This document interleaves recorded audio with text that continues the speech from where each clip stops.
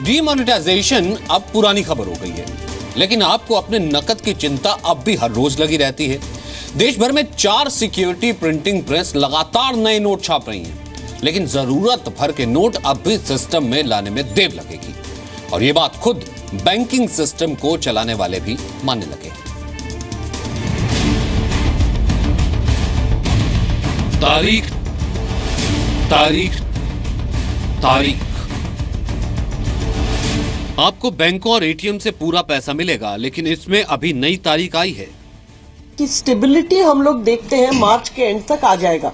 हम पहले भी आप लोग को कह चुके हैं कि by the end of February we see some amount of normalcy being restored. Demonetisation के बाद 50 दिन का वक्त सरकार ने मांगा था। 50 दिन बाद नोटबंदी से हुई तकलीफ बहुत हद तक कम तो हुई है, लेकिन हालात सामान्य नहीं हुए हैं। आरबीआई के आंकड़ों के मुताबिक 10 नवंबर से 19 दिसंबर 2016 के बीच 5,93,000 करोड़ रुपए बैंकों को मुहैया कराए गए, लेकिन 8 नवंबर 2016 से लीगल टेंडर नहीं रही देश की 86% करेंसी के बराबर नए नोट छापने में अभी अप्रैल 2017 तक का वक्त लग सकता है।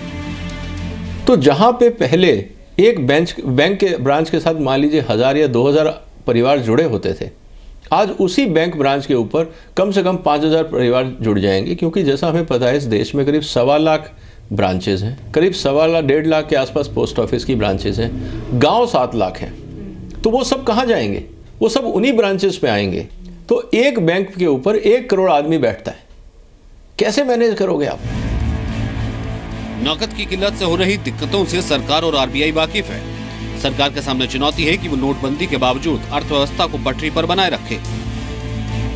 प्रधानमंत्री ने भी ये नहीं कहा कि सिचुएशन नॉर्मलाइज हो जाएगी, उन्होंने ये कहा है कि 50 दिन बाद दिक्कतें कम होनी शुरू हो जाएंगी। अगर भारत सरकार बहुत तेजी से रीमोनेटाइजेशन करती है, तो जो भारत सरकार ने एक नया स्टैंड लिया है कि सब कुछ ई पेमेंट के थ्रू हो, तो वो स्टैंड फेल हो जाएगा। जब तक हम इसको कंज्यूमर फ्रेंडली अप्रोच नहीं बनाएंगे, तब तक डिमांड कैश की रहेगी।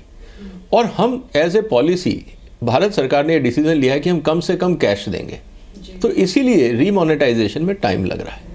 और मुझे लगता है कि या तो भारत सरकार तुरंत जितने भी ई पेमेंट है उसके ट्रांजैक्शन चार्जेस जीरो करें ताकि लोग उसको अडॉप्ट करें, या रीमोनेटाइजेशन करें ताकि लोगों को दिक्कत हो। दो में से एक काम तो करने पड़े।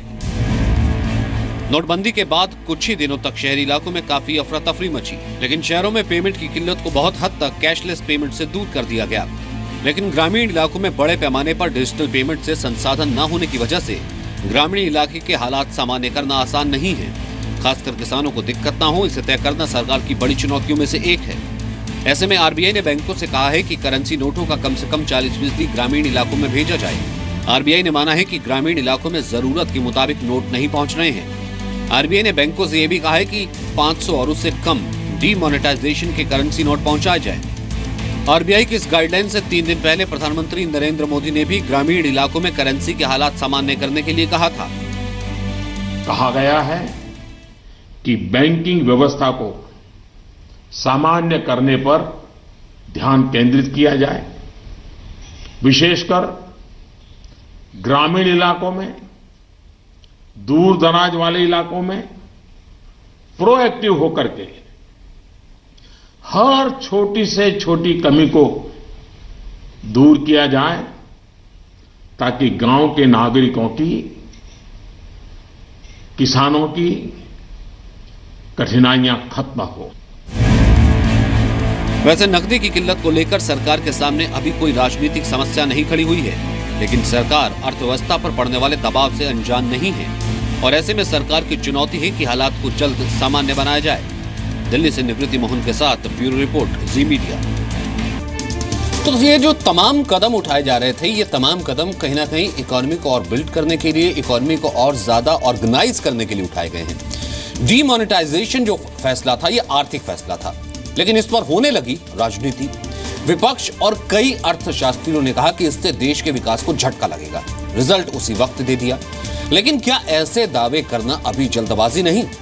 डीमोनेटाइजेशन के बाद इंडस्ट्री के पहले आंकड़े आए हैं, जिनके मुताबिक कम से कम नवंबर 2016 के महीने में असर नहीं पड़ा है। जब अच्छाई के लिए आंदोलन होते हैं तो सरकार और जनता आमने सामने होती है।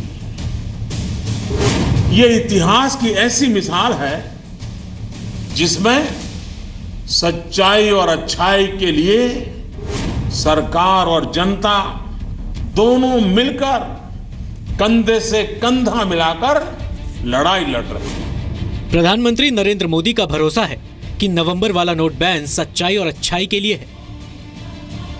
कई अर्थशास्त्री भी कह रहे हैं कि जो रुपया सिस्टम से बाहर था वो अब फॉर्मल इकोनॉमी का हिस्सा बन रहा है, लेकिन आशंकाएं खड़ी की गई हैं कि नकद की किल्लत से अर्थव्यवस्था की गाड़ी पर ब्रेक लगेगा। हालांकि डीमोनेटाइजेशन के बाद जो पहले आंकड़े आए हैं वो सरकार को थोड़ी राहत दे सकते हैं। 8 इंडस्ट्रीज जिन्हें कोर सेक्टर कहा जाता है, यानी कोयला, कच्चा तेल, प्राकृतिक gas, refinery products, fertilisers, steel, cement और इलेक्ट्रिसिटी में प्रोडक्शन नवंबर 2016 के महीने में 4.9% की दर से हुआ है। हालांकि इंडस्ट्री के इन सेक्टर्स में अक्टूबर 2016 के 6.6% ग्रोथ रेट से मंदी आई है, लेकिन नवंबर 2015 के सिर्फ 0.6% के ग्रोथ रेट के मुकाबले नवंबर 2016 के आंकड़े काफी उत्साहजनक हैं। नवंबर 2016 में डायरेक्ट और इनडायरेक्ट टैक्स के तौर पर सरकारी खजाने में 91,157 करोड़ रुपए जमा हुए हैं। दूसरी ओर दिसंबर 2016 में मैन्युफैक्चरिंग का आउटपुट पहली बार घटा है। साथ ही दिसंबर 2016 में निवेश कम हुआ है। ऐसे में सवाल है कि डीमोनेटाइजेशन ने अर्थव्यवस्था के लिए क्या संकेत दिए हैं। अभी तक सिचुएशन साफ नहीं हुई है, क्योंकि अभी तक लोग सिर्फ कन्वर्जन में लगे हुए थे 50 दिन में। आने वाले समय में जब नया इस क्वार्टर का जो अपना रिजल्ट्स आएंगे कॉर्पोरेट्स के, तब हमें सच्चाई सामने आएगी कि टर्नओवर को क्या हुआ, प्रॉफिट्स का क्या हुआ। सरकार का दावा है कि डीमोनेटाइजेशन से कृषि में बुआई पर भी असर नहीं पड़ा है, लेकिन सवाल यही है कि अर्थव्यवस्था पर असर को लेकर क्या अभी दावे से कुछ कहा जा सकता है। प्रधानमंत्री नरेंद्र मोदी के राष्ट्र के नाम संदेश के बाद कई बैंकों ने अपनी ब्याज दरें घटाई हैं, जिससे कर्ज सस्ते होंगे और अर्थव्यवस्था में तेजी आएगी। लेकिन आरबीआई और कुछ रेटिंग एजेंसियों ने पहले ही 2016-17 के विकास दर का अनुमान घटा दिया है। सवाल है कि अर्थव्यवस्था एक्सप्रेस पटरी पर चल रही है कि नहीं। निवृत्ति मोहन के साथ ब्यूरो रिपोर्ट, जी मीडिया।